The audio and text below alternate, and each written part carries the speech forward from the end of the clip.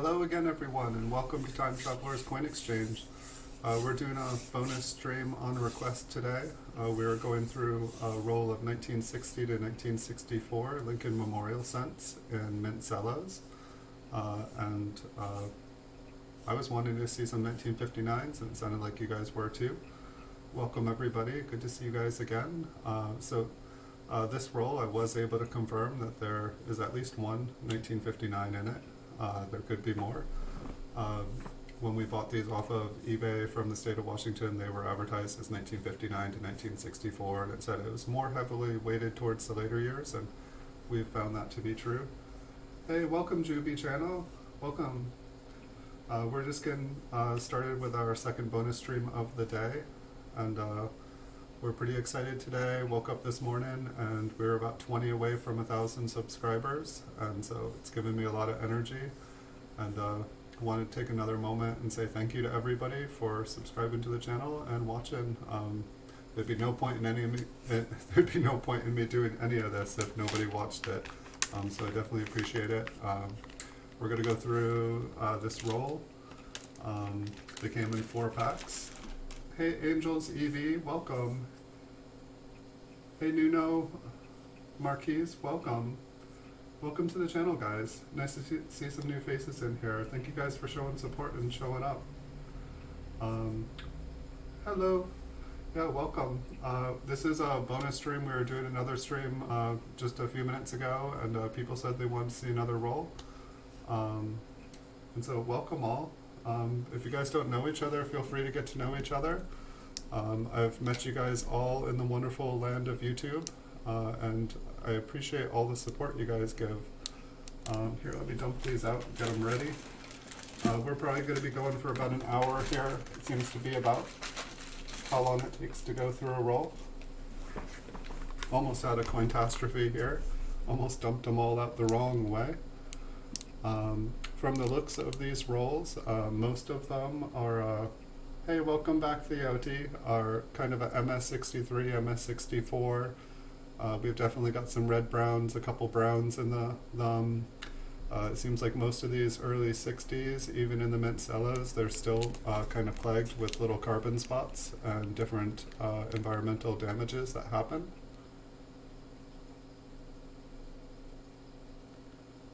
I love going through coins. This is definitely one of my favorite things to do, and it's been awesome getting to share doing this with other people, because not only am I able to do what I love and hopefully be able to help some people out with learning, but I'm learning as well, and that has definitely been an added bonus to this, is people are pointing different things out with coins that I didn't know, and explaining things that I've had trouble understanding. Looks like we've got a couple marks on this one, and overall it looks like it's kind of turned into red-brown color. It's definitely a little bit darker. Hey Les Likes Coins, welcome back.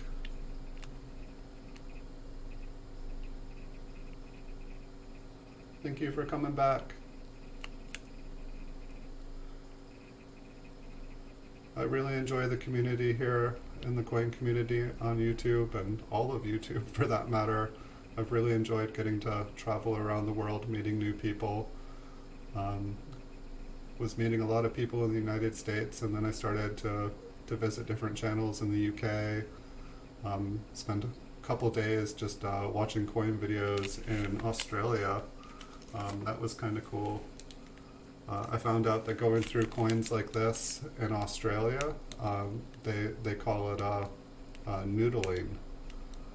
Which I thought was kind of interesting name for it, but it's just the term for going through coins looking for either varieties or rare coins.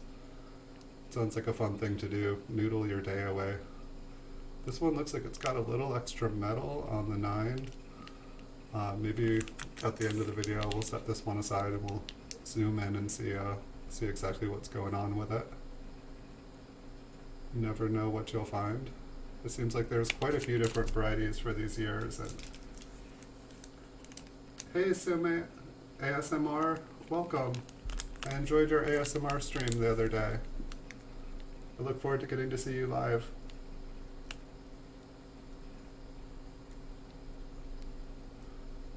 Hey Juby channel. Yeah, feel free to shout everyone out. A lot of good people on here. It's a really nice community here on YouTube. So if you guys don't know each other, definitely take some time, check out each other's channels. I highly encourage it. It's one of the best things that I have done. I used to have tunnel vision. I would just sit here making video after video.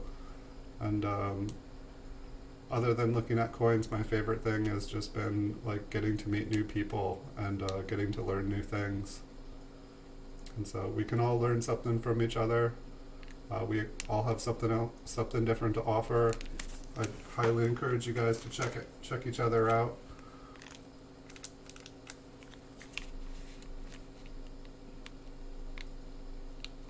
Looks like we've got a 1964D. No 1959 yet. We're going through these randomly. Who knows, maybe we'll get a 1960 small date in this. That would be fun. I would have no complaints about that at all. Even with some spots on it, I'll take it.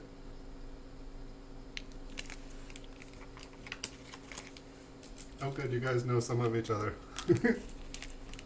Welcome everybody.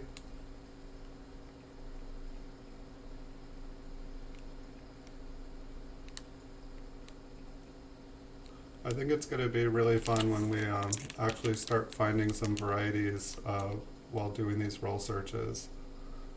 It'll definitely, I found a lot of interesting looking coins, but then it's like the more research that I do on them, I find out, oh no, that's just machine damage. I'm really good at spotting machine damaged coins. But it's a good skill. If you can spot them, then you know, oh, okay, that's not a coin worth saving. That is a damaged coin.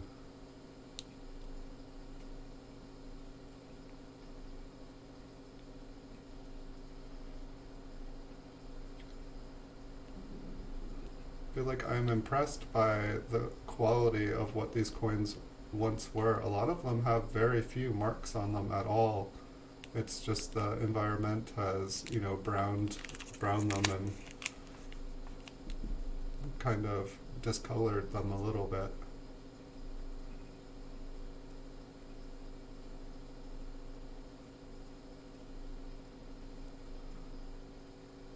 How's everybody's day going? You guys all having good days, good nights? What have you guys been up to? Any cool videos I should be checking out later today when I'm done streaming? I need to hit more notification bells. Like, I used to think that like subscribing to someone's channel was, you know, a good way to check out their stuff, but I found that YouTube does not let me know when people have uploaded new videos that I'm interested in, and so I found that sometimes like ringing the bell is the only way to like kind of keep up to date with people. So I'm definitely going to start ringing more bells so that I can see what's going on.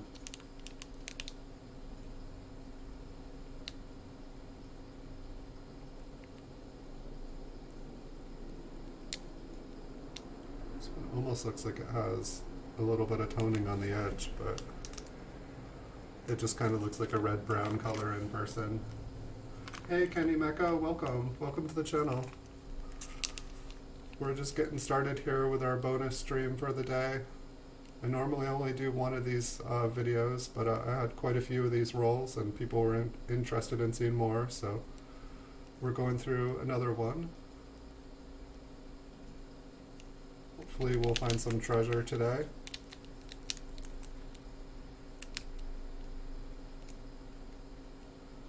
And I just realized that I didn't put any bids on any of the things ending on eBay in between these two videos, so there might be some killer deals out there that I'm not bidding on now. That's okay. I don't need to win every coin on eBay.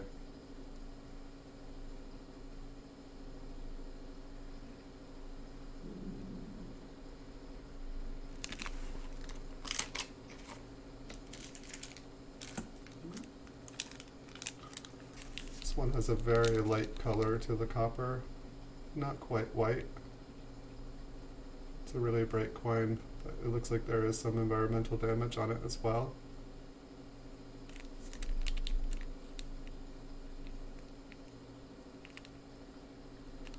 The 2 on that almost looks fat. I don't know if it's just a little bit darkened there.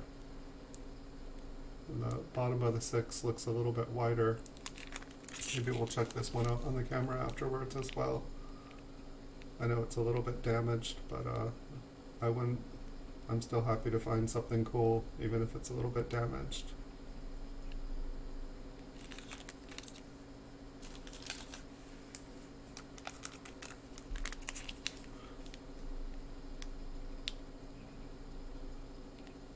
This one seems about the same. What's going on Liberty over there? Looks like the L is pretty well pushed up against the edge. Maybe a little bit off-centered. That almost looks like the whole side there is a little bit off.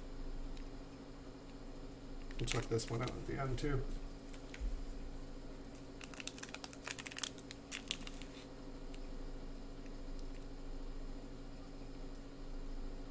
So far, nothing amazing. This one looks like it's got some pretty nice surfaces, but just quite a bit of little darkened areas. My feeling for most of these is that they're MS63 and MS64 in kind of various conditions of red and red-brown. I got a really good price for it on eBay, so I have no complaints. I'll take the good with the bad. And this isn't completely bad, so I'm happy.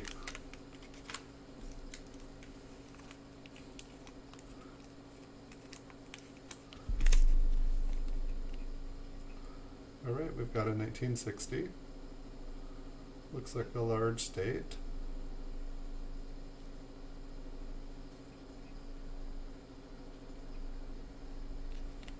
I can see the reflection of the coins like on my face.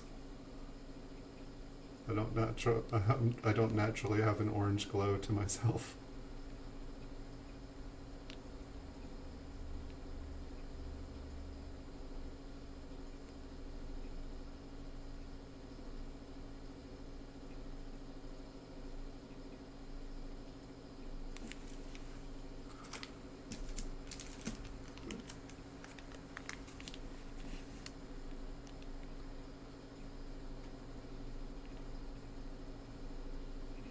And so most of the marks and kind of scratch-like things on here are on the cello.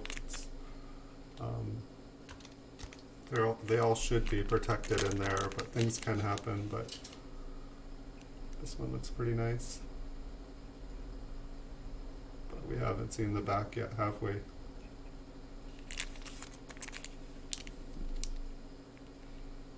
There's a little spot on the steps of the memorial. A little bit of discoloration.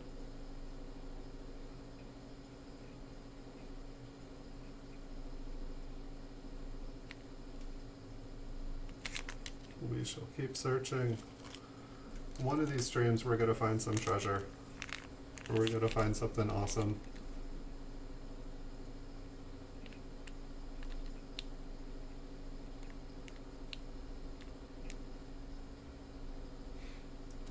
It's like the date on this looks like really wide.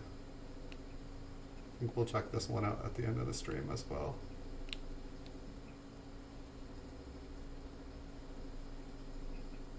The R there, I'm guessing it's just a shadow on it. It just looks kind of interesting. That 4 looks really big though. Kind of looks a little bit flattened. It might just be a worn die.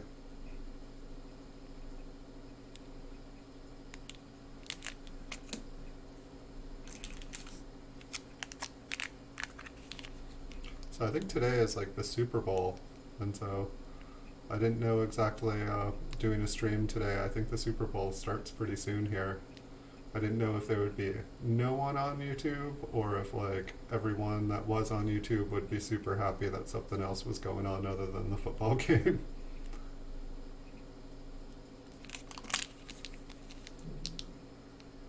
for me, coins definitely trump the football game, but everybody else has their different passions.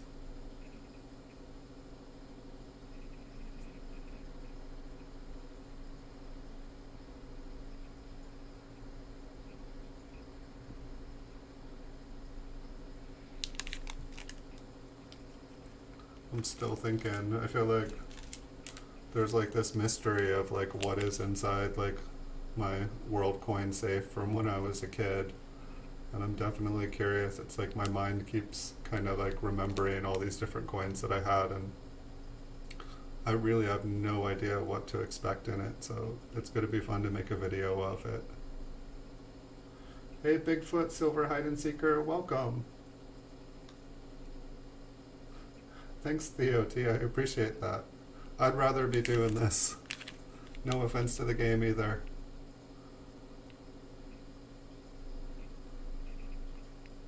I think when I was a kid, I feel like the 49ers were my favorite football team. But I lived on the East Coast at the time, and so that didn't go so well with with the other people. However, I could get like when I was a teenager, I had a 49ers jacket, and it was like the one jacket nobody wanted. It was like on clearance, so it was a pretty good deal. But now I live on the West Coast in California, so if I was still like adamant 49ers fan, I'm in the right place now.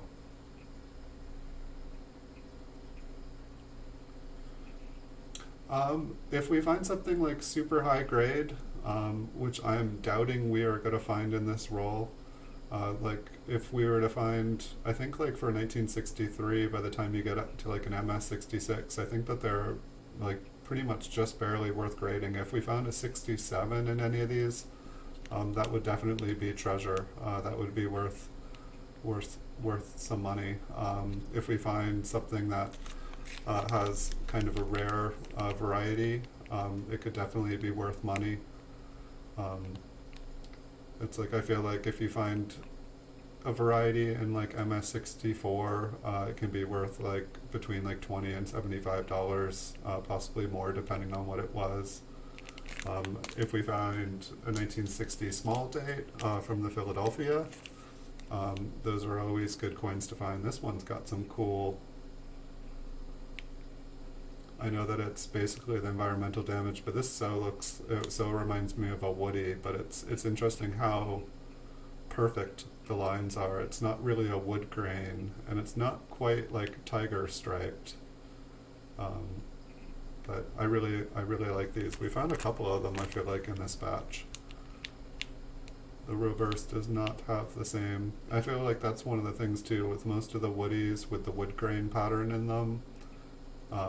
It's kind of consistent on both sides because it's like the entire alloy, and this is just the way that the coin has toned. But I'm wondering if this has something to do with the cello. MS stands for Mint State, and so when coins are produced at the mint, they are considered to be in mint state. And basically there's various degrees of mint states going from, coins are graded from a scale between 1 and 70, and from 60 to 70 is considered mint state. So like this coin on the front here, this is absolutely really nice. Like this on the front here looks like at least an MS65, but basically depending on the condition that they're in, how many kind of like little dings and scratches they have on them, they'll, like an ordinary coin from the mint is probably like about a MS63 to a MS65, and then by the time you get a perfect coin is an MS70. So that has like no damage on it. There's nothing wrong with it. It's perfect. And like an MS69 will have like one tiny little thing wrong with it. I'd say this is the nicest coin. There are a couple tiny little spots on the back, one to the right of the T and one on the steps. and there's a small scratch in the top field below the E and E pluribus. Maybe, I think that's just Cello down at the bottom in cent. But I'd say that this one here is probably like an MS65. I mean, it's got beautiful, beautiful fields on the front. It's got something interesting going on top. Let's just see if that disappears if I move it in here. But there's basically two different kinds of coins. Technically, there's more than that. There's mint state coins, which are ones that were intended for like circulation. They're business strike coins, and so business strike coins are graded on a scale between 1 and 70. And if they're MS60 to MS70, they're considered mint state and considered uncirculated. If they've been circulated and show signs of circulation, then they would be almost uncirculated AU. And so if you got them graded, they'd come back if there was, you know, basically almost no mint luster and just enough wear on the coin that it showed signs of circulation. But it can't be damaged, just kind of average wear to it.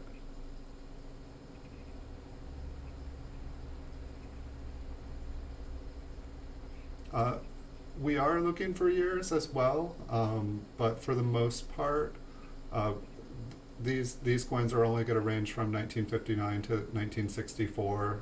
That's just what they're averaged. It's always possible. I haven't looked through them. There could be anything in here, but I'm pretty sure that those are the years that we're going to find. There's not really a key date for this. If there was a key date for these years, it would be a 1960 small date from Philadelphia Mint. But none of these otherwise would be worth a lot of money just because of the date. They would have to essentially be a high grade coin. They would have to kind of be like MS66 or above. Like, I mean, and that wouldn't quite make them even worth getting graded. If they were a candidate for MS67, yes, they would definitely be worth it. And I don't have the PCGS grades in front of me or the price ranges for them. But PCGS.com, they do have like a price guide on their website, and you can go and look at all the different dates and mints, and it'll show you the prices. They have population reports to show you how many coins have been graded like a really high grade for a year, and those are really handy because some years are super tough to get high grades in, while some of them are pretty easy to get higher grades in. Just some years the mint struck really good coins, and some years they were having difficulties with their machines, and there was just problems with almost everything.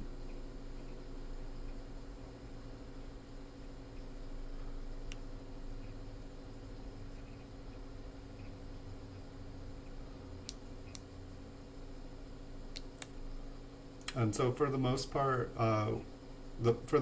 what we're hoping here is to find really nice coins, just really high quality, like no scratches, no marks, no spots on them. That would be ideal. The other thing that is possible to find is sometimes with the older coins, they tone really beautiful colors. Sometimes they'll have like bullseyes or just like color, like rainbows going across them. And so if you're able to find one of those in pretty good condition and it's a natural toning, there's a lot of people that collect beautifully toned coins. And then the higher the grade they are, the better.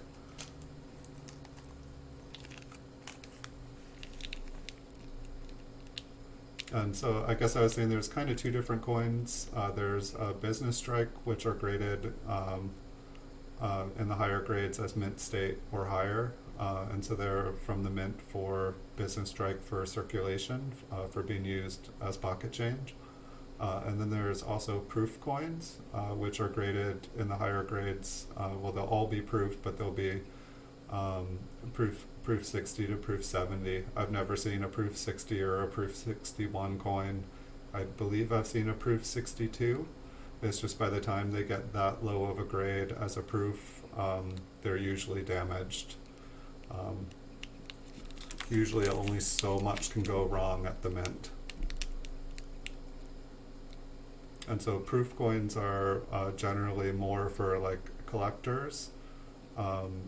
They're not intended to be purchased. You purchase them directly from the mint or the secondary market afterwards, and they're supposed to just be like kind of extra beautiful versions of the coins. And I think I have, just so that I can, so this is not in the bag, but this is more what a proof coin looks like. And this one actually has like a cameo surface, so the coat and the head kind of have a whiter appearance. But you know, this is essentially the kind of, if this was a high state, it would still shine, not quite like this with the proof surfaces, but this is, when it's graded, it's a proof 67 cam, and cam is considered a higher designation. So this is a really, really nice coin. I was super happy to pick this up for my collection this week. But I'll get back to these.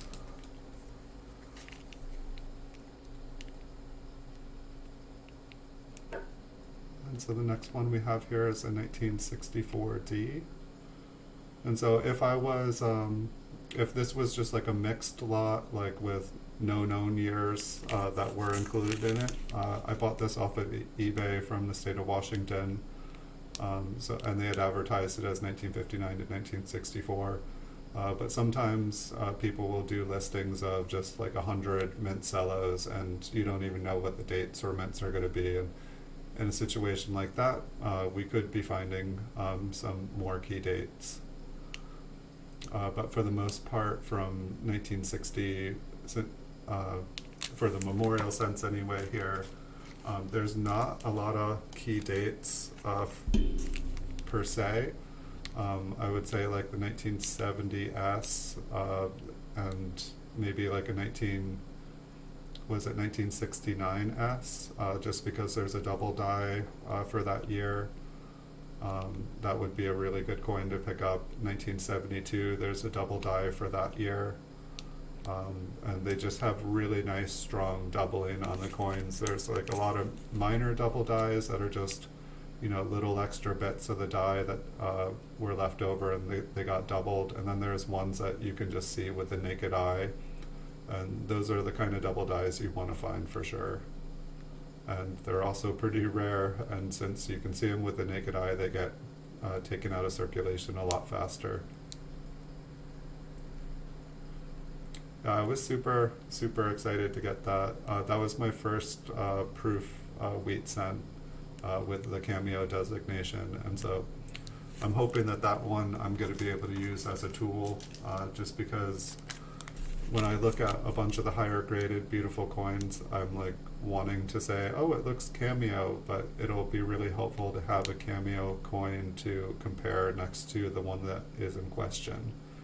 And someone was saying basically, you know, like turn the coin to the least cameo surface and then compare the other one at its best surface, and if it can't meet the cameo at its worst angle, it's definitely not a cameo.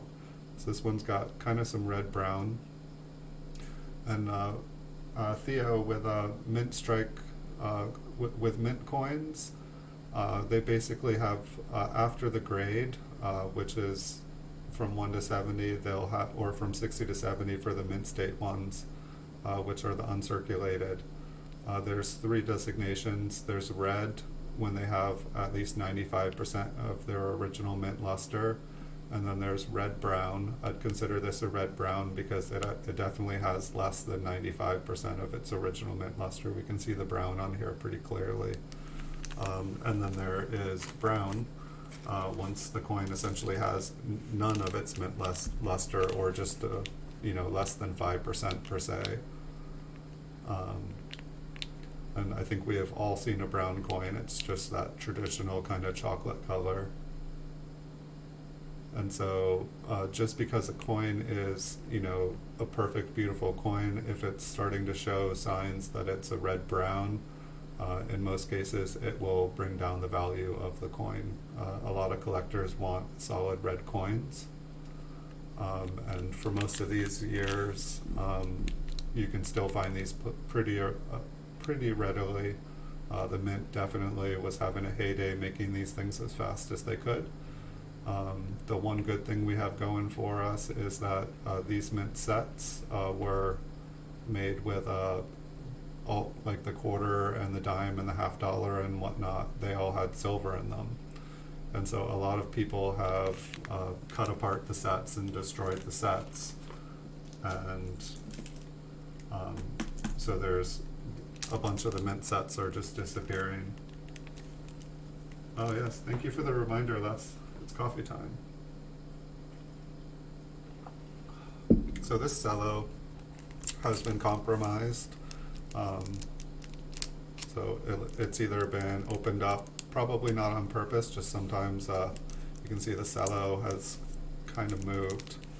But so while coins can still react inside the Mint cello even when they're not compromised, this is a pretty good example of what happens.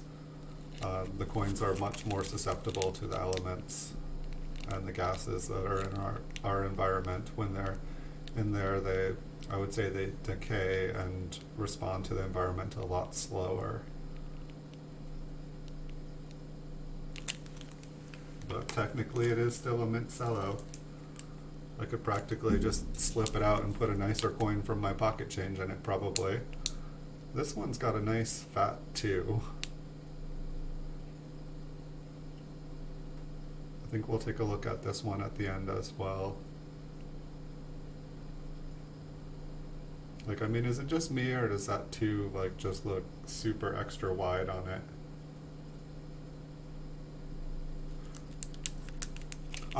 Yeah, if it was legal to melt copper coins, yes, absolutely, it would be very, very profitable. As far as I know, they have not changed the laws, so it is illegal to do it. Do people do it? Yeah. But my main comment on it, the way I've rationalized things in my head is, why melt it? Why spend the time and energy into melting the copper? People will buy the copper in penny form. There are people that like bars of copper, but if you collect a bag of just copper coins and put them together, there are people that will buy 5,000 count bags of copper coins for spot price of copper.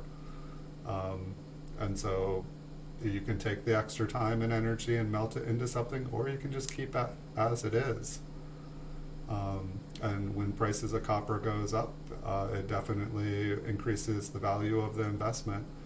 And if you're ever serious about collecting copper coins, or like removing them, there's a machine called a Rydale. It's Ryedale, and there's a website for it. It can sort about 18,000 pennies in about an hour. You just keep pouring them in the hopper, and it separates the copper ones from the zinc. And then you just roll up the zinc and bring them back to the bank. And on average, I was getting about 30 to 40% copper out of the rolls I was doing. And it's, you can go to a website called Coinflation, and they'll tell you all the current spot prices of precious metals and copper. And I think there's also a link on Coinflation that'll bring you to the Rydale coin sorting machine. I used to do it quite a bit, and I would sell them on eBay.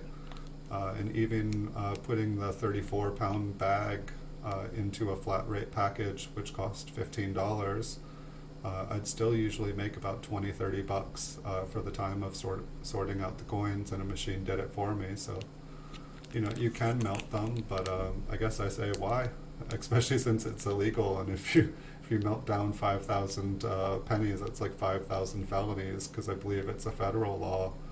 I'm not positive if breaking a federal law automatically makes it a felony if they have different degrees. I did take some criminal law classes when I was in college, but it doesn't quite pertain to this. I've lived in different states, and it's amazing how the different states handle different laws, and they all have their own. So with the dates here, there's pretty much 3 mint marks primarily that you'll encounter with pennies.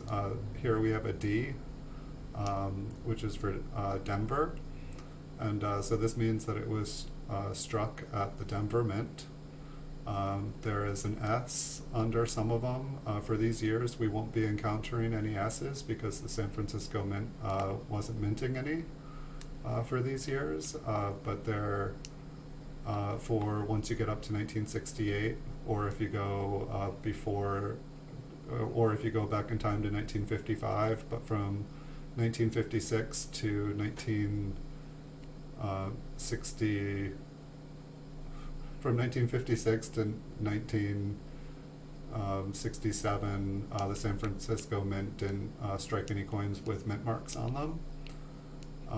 And then they started doing it again in 68. So with more current coins, you will find S's, and with older coins, you'll find an S, and it's for San Francisco. And the ones that do not have a mint mark on them, they're from the Philadelphia Mint. And it was the original mint, and so they just didn't put mint marks on them because it was just, that's where they came from. And I'm trying to remember, I feel like 1908 in the Indian head sense, I feel like that's the first time I see a San Francisco mint. And then in 1910 is the first time. Is it 1910 or 1911? You see the introduction of the Denver Mint.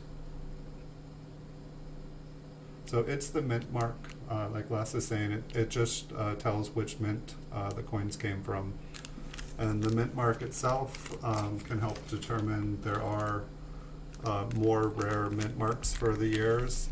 If we were in 1914, the 1914 Denver minted coin is worth a whole lot more than the 1914 P. It's what would be considered a key date. It's probably one of the three or four hardest coins in the series to find an example of, and you end up paying a pretty penny for one to get one. Let's say if you can get a 1914 D for under $100, that's in gradable condition, you've gotten yourself a nice coin. And then there's coins like the 1909 SVDB, where if you're able to get one for under $1,000, you've found something nice. I have gone through millions and millions of raw coins, like big bags of coins, roll searched. I have never found a key date in circulation or off of a unsearched bag of coins on eBay. I have found quite a few counterfeit key date coins, but upon looking at them up close, I was able to see that the coins had been altered, and they weren't what they were. And so I did get 15 minutes of excitement and jumping up and down and happiness. I had found treasure, but it was fool's gold. Fool's gold. Can feel the coffee in me. It says, you should have had lunch. Got more energy than I know what to do with. This one looks pretty nice on the reverse. A couple little darker spots. I'd say this is at least MS64. It might be able, no, there is still quite a few scratches on the front. I feel like I'm pretty harsh on the grading, but I would say this is probably a MS64. I'm not sure. I think the rim on this one might be a little bit darker too. Kind of looks, it almost looks like the rim has browned on it a little bit. You're very welcome. If I can help one person on this stream a day, or ever, that feels good. People have definitely been helping me, and I definitely appreciate it. That's one of the awesome things on here about YouTube, is that there are some really, really great people who know a lot about coins. I know I mention Chuck at least once a day, but he's just kind of one of those like living legends that have written books about the subject and who is on YouTube and is super kind and will answer questions and teach you all the vast knowledge that he knows. But there's just some really cool people here on eBay with so much knowledge, it's mind-blowing.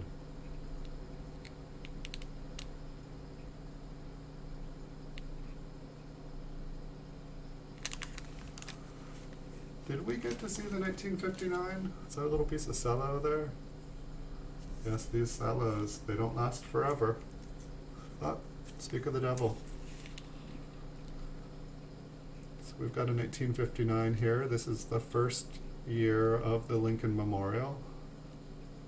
Before this, we had wheat pennies, which I'm not sure if a wheat penny or a Flying Eagle cent is my favorite coin.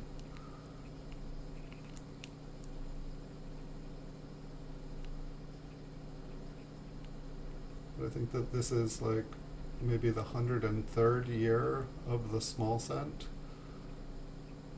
1857 was the first year we had, well, I guess 1856 technically was the first year, but try to find an 1856 Flying Eagle cent. It's not very easy.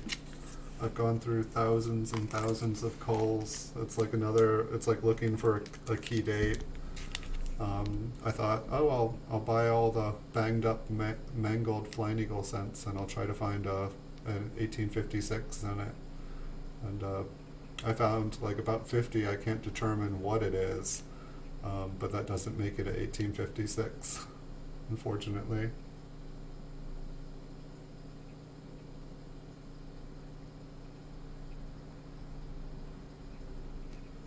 What time is it, Liz? Is it that time? Is it Super Bowl time? So this one kind of looks like a 64 as well. Almost looks like the rims on some of these are a little bit darker. That's kind of interesting. On rolled coins, I've seen the rims of the coins kind of like toned a little bit more like this.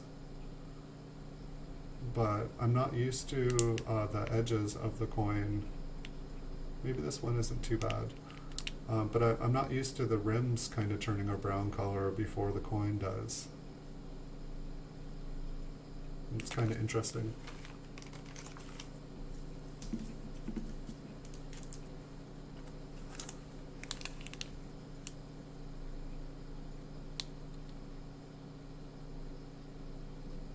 Coffee time. Every time is coffee time.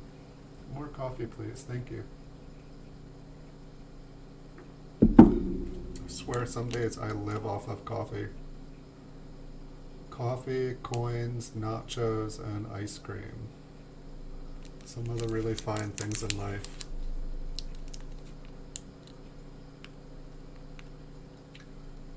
I'm just going to put this one to the side too. For some reason the 1962s, maybe I'll have to look in some of my books, but it seems like on a bunch of these, the 2s just look really big. See, this one looks a little bit smaller.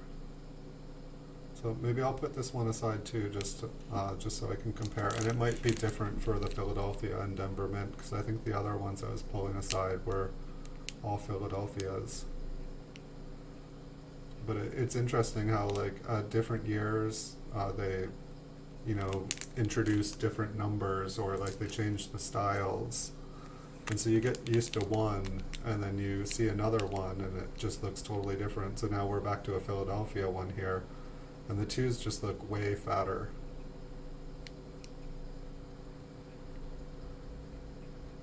And it's one of the reasons, like, Chuck's book is looking through Lincoln cents. And I was glad I picked up a copy of it for my birthday, because the next time I looked up on eBay, the price had like tripled. It's out of print. A lot of the coin books, they seem to just be increasing in value faster than the coins do. I don't know if someone's just trying to corner the market on them, or if people are trying to, like, knowledge is kind of power, and if people don't have the books and access to the information of how to learn, people can kind of keep the information to themselves. This one almost has kind of some toneness to it, but I don't know how to describe it. It's just like a really dark red blazing color in person.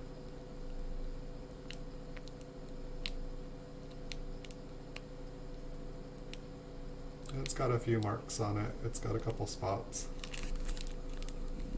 But it's just really bright. I don't think it shows quite how bright it is here.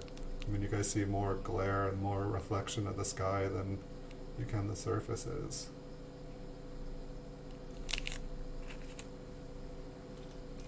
Well, we're going to check out that thickness in just a few minutes. This stack of coins is getting smaller.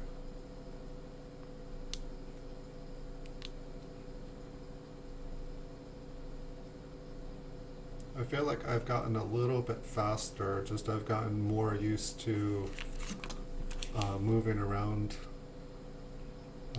picking up the coins and putting them down and going through them. I feel like it was taking about an hour to do these, and I feel like I'm just getting to the point where it's a little bit under an hour now.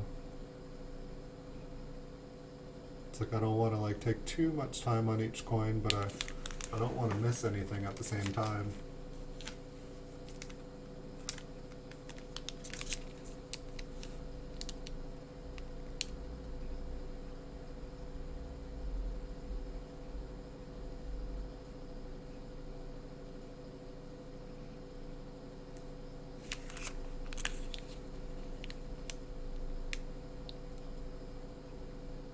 This one almost kind of reminds me of a fingerprint on the back.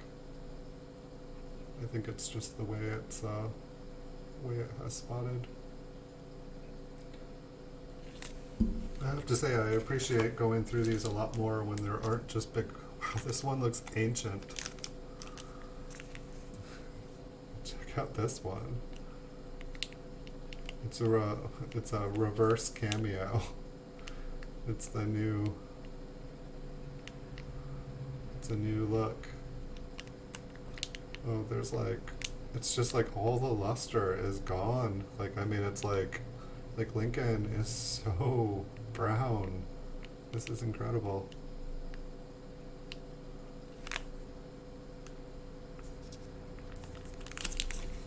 Environment, and then look at the reverse. It's like,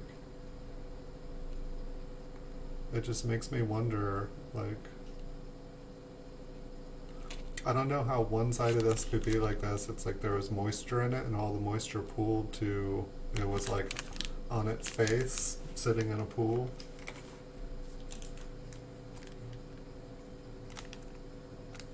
Thank you, Les.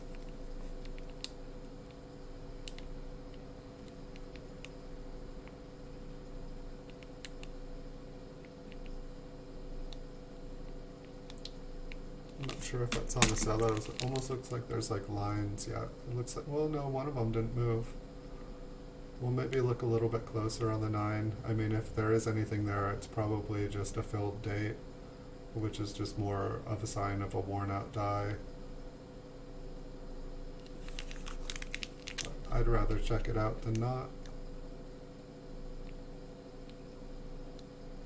There's quite a couple scratches on the reverse on the top.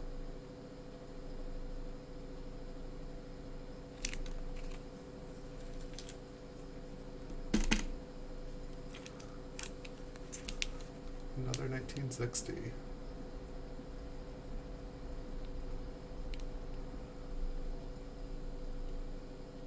It's like, I feel like these 1960s have had really beautiful surfaces with spots. They seem to be in better condition, I feel like, though, than most of the coins in this lot.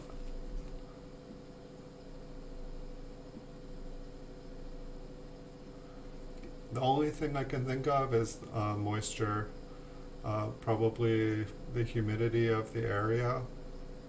Perhaps someone had it on their desk and they spilled a cup of coffee and it just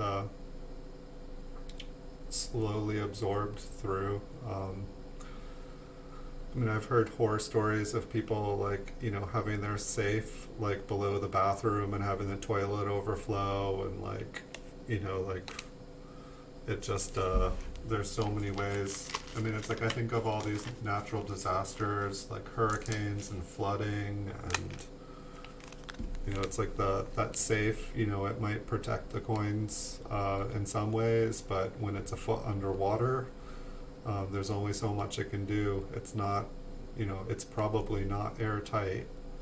I mean, you even look at coins that have been in like a fire safe, and the safe will keep the coins like safe for so long, but eventually that safe is gonna like turn red hot, and the coins inside are gonna get toned. I just saw like an auction on eBay, and it was like clear in the details these coins are fire damaged. They were in a safe. This is what survived the fire, and they picked up some beautiful colors. Like heat does some amazing things to coins. Unfortunately, it also kind of damages them. This one, it's got a little mark on in the bottom field and a little discoloration on the bottom of towards the rim there at 6 o'clock.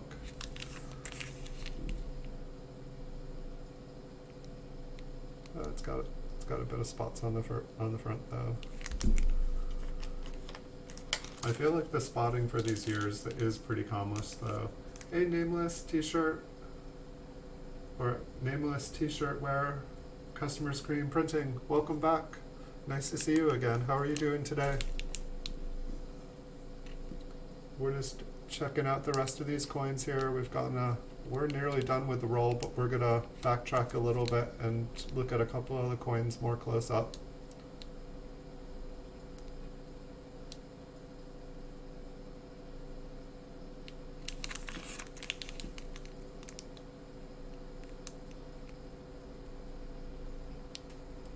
Like a few of them have just kind of left me like, what's going on with that one? And so I figure while we're doing this, it's a little bit helpful to like go back and look at some of them. See if I can move this around. The date has a big cello damaged area above it. It looks like this is the last one.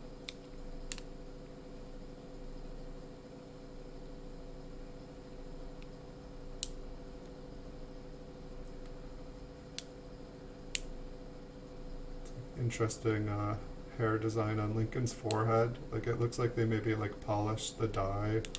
Maybe that's just the cello. Maybe it's wrinkled there. But it almost looks like everything's just been like kind of like brushed back hard.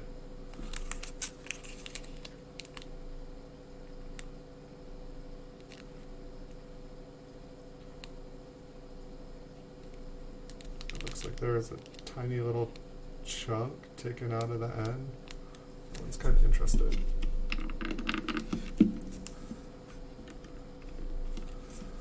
Just want to see what that looks like.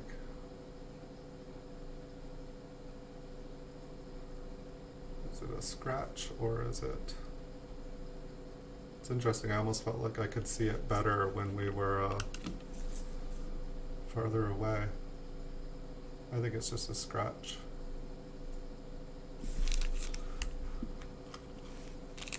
We'll check some of these out.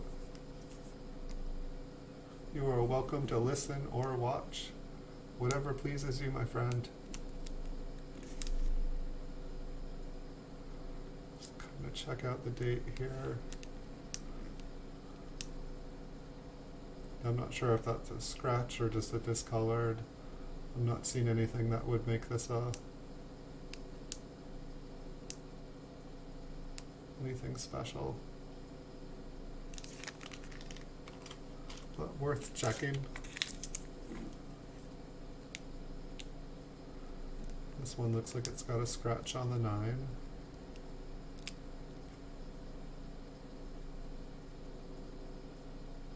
Maybe a little scratch across the 4, that's probably what I've seen. It's like I feel like oftentimes when they get like the little scratch like that, it just makes the coin look wider. So here we have one of those 1962s that looked a little bit fat.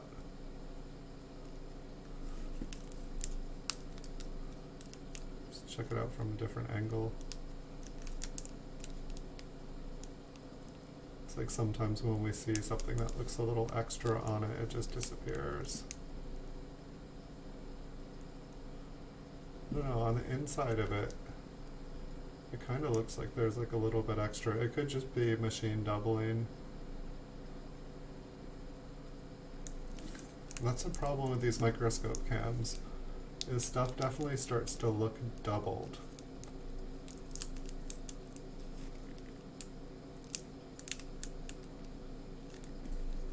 And I wish I could get just a little bit closer. I can try.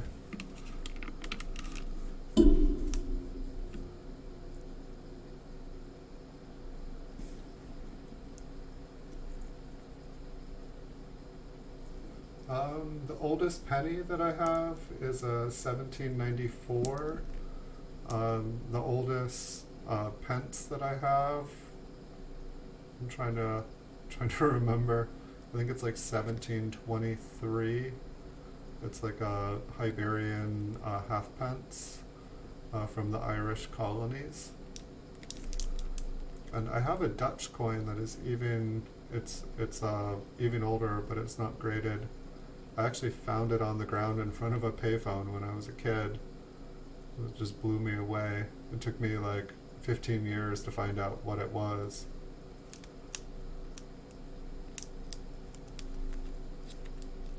And I think I may be getting to the point of like looking under the microscope where everything just kind of is starting to look doubled.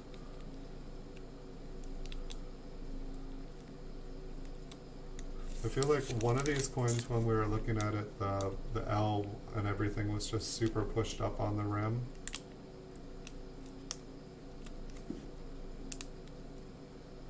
So this is one of those ones that looked a little bit wider, and maybe the die is just a little bit worn out. It almost looks like it has like a flat side as like the 2 kind of like tucks out or like pushes out towards the 6. It almost looks like it's been flattened a little bit there. But the 6 on it just looks really big too. And this cello is not making it easy.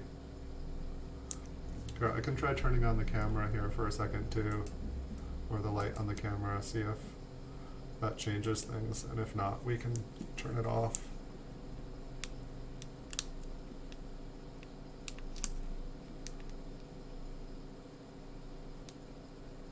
Yeah, to me it looks like the 2 has maybe it's either been flattened by a worn out die or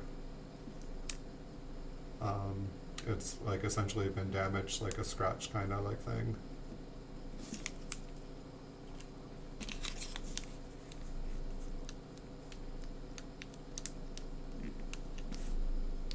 Let's see where the best place to do this is.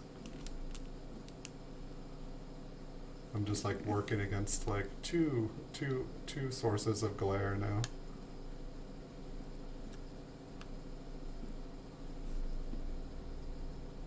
See if I can focus that any better. It's interesting. I guess it's like the date itself looks like it's kind of going a red-brown color as well.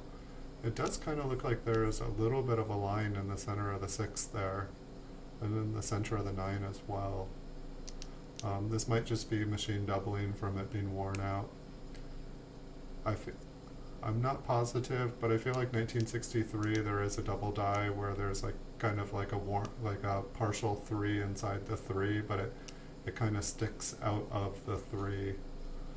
Like the center kind of part of it sticks out in the bottom digit of the 3 as well. It looks kind of cool.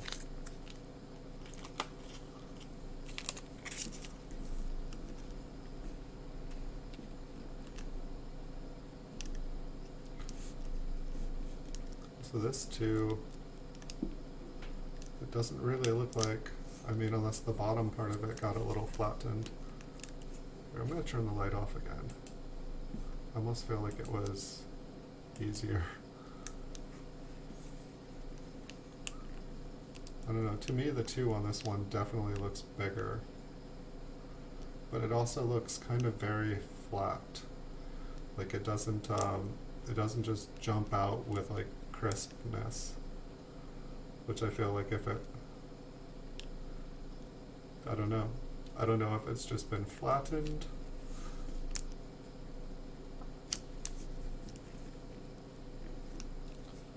It's harder to get the light in here.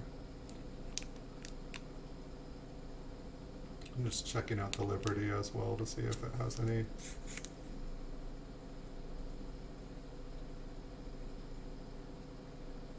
You have a lot of old pennies. Awesome.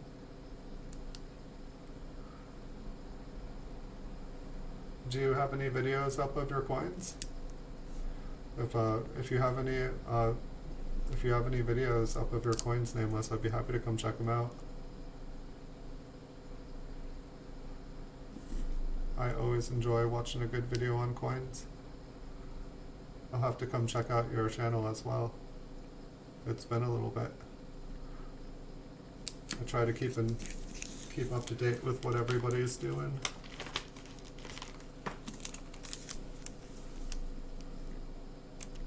See how this one, it's just much more crisp. When we were looking at the other, with the 2s, it was just very flat. While these ones are just much larger.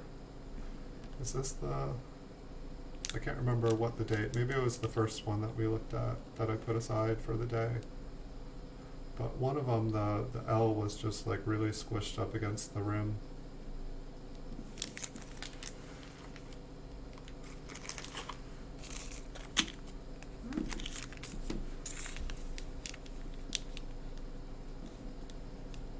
Well, do let me know if you do make any videos. It's a lot easier if I'm looking at things I can give you any feedback. If I see anything cool, I can let you know.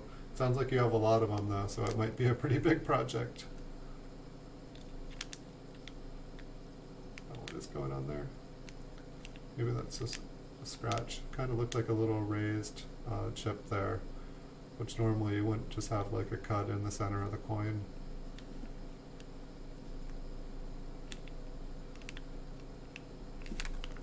I feel like my camera is kind of out of focus on this angle.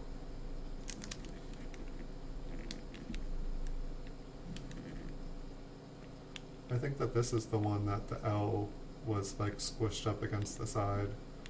And I feel like most of the lettering up here as well.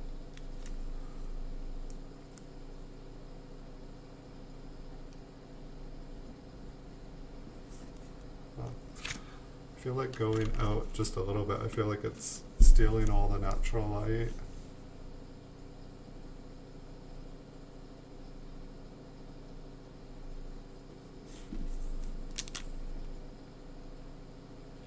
There we go.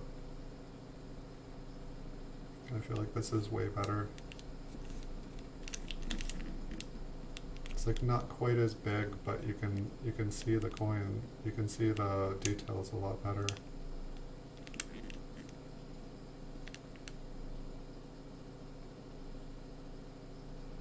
And so I think that this is just a little bit off struck. You know, nothing to make it worth any money, but just, you know, makes everything kind of pushed.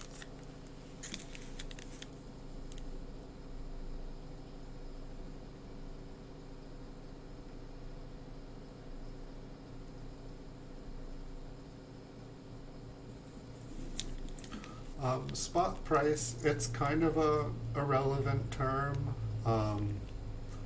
Because I feel like it basically has to do with, you know, if you had if you had like literally a ton at that price and were to bring it into one of the major exchange houses, that's how much they would currently be paying at the time. But it is what people use to kind of determine. I would mark it up a bit above spot price. You know, with, you know, any kind of bullion, it seems like there is there's usually like just a little bit markup. You know, if they're creating them brand new, they've got to buy the silver or gold or copper for essentially spot price. Like this one just like kind of looks flat. It looks like a worn die, just the way that the digits are all, I mean, they are kind of extra thick, but I think that it's just very, very worn. It does look interesting though on the dates there. Like it doesn't look all beautiful.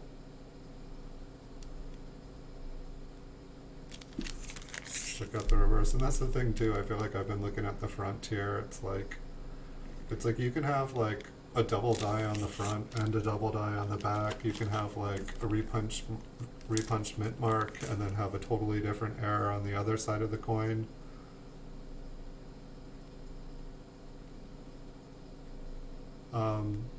But for the most part, people usually pay about spot for the coins. It's just kind of a place if you're selling way under, you know, you could be getting more. If you're buying way over, you could probably be getting cheaper.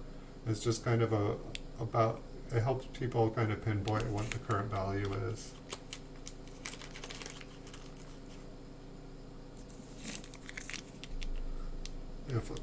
If you're selling to a dealer, it's usually about the place where they'll usually pay you a bit less than spot price just so that they can sell it for a bit over spot price, so that they can make a little bit of profit. It's just kind of like a good place to start from.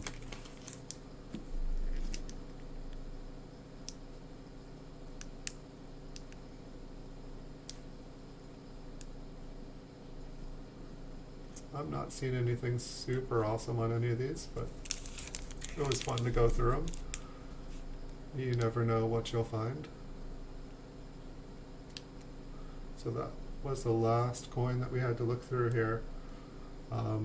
It was fun getting to do an extra stream for you guys today. I wasn't sure what you guys would think of it, but it's definitely fun. So I have one more roll of these for a future stream. I've got a couple more rolls of Flying Eagle cents, 1857s and 1858s. Most of them are probably damaged. There might be one or two gradable coins in the lot. So I'll do a video of that in the future for you guys. I have my safe from when I was a kid, a world coins I wanted to open up. And then I just have like tons and tons of like kind of coins like this where it's like I need to go and check it out a little bit closer, but as the pile kind of grew over 20 years of like I need to save this and find out if it's worth anything. I just have a mountain of this stuff, and I'd say probably 99% of it I now know is damaged. However, I did see quite a few really cool coins where I could see with my naked eye the doubling on the coins, or there was just something really cool about them. And so I know that there are some really interesting coins that I've put aside, but I'm going to have to spend some time and figure out what the best way to go through it all is.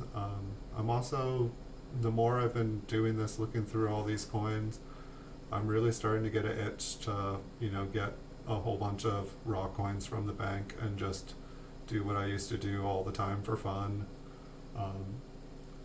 You're very welcome, Les. I enjoyed doing an extra one today. It was funny, yesterday I only did one and I had a bunch of extra time, and I kept feeling like I wanna make another video, but I had a bunch of work I needed to do, so I kind of focused on that instead. But it was fun getting to do two. Next weekend I have a really open weekend, and so I might be able to do some longer streams as well next weekend. Maybe I could get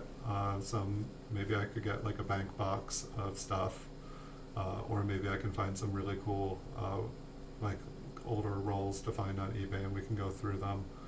But I have a huge amount of stuff that I just need to like get done with, get sorted, get figured out what it is, and I feel like we can all learn together going through it. So thank you for all the questions, Nameless T-shirt. Thank you. It was good to see you, Theo T. Thank you, Les Likes Coins. You're here every stream. Thank you so much for the support. Thanks for helping answering some of the questions. Good to see you, Bigfoot Silver Hide and Seeker. There was a bunch of new faces in here in the beginning of the stream. If you guys are still around, thank you guys for joining this stream. Anyone who's just been quiet lurking, I don't have all the participants up here.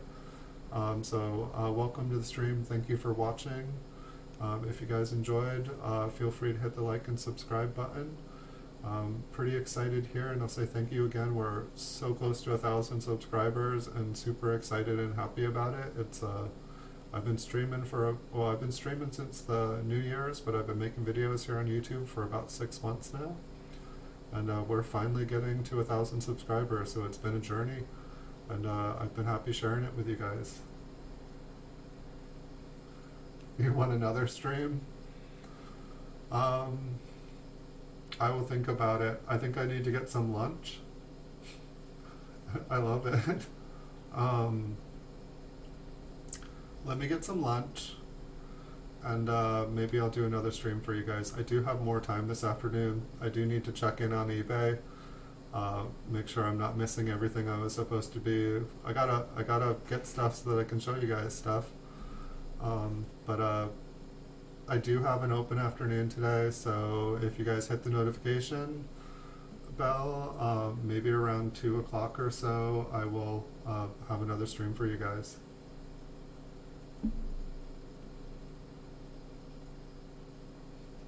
Alright, bye Nameless t-shirt. Bye everybody. I'm going to end the stream so that if I'm able to, I will be back again. Thank you guys all for joining. Thank you guys for the support. Wish you guys beautiful days and nights wherever in the world you guys are. I will see you guys in the future. Thank you guys so much. Alright, see you later, Les. Thanks for showing up.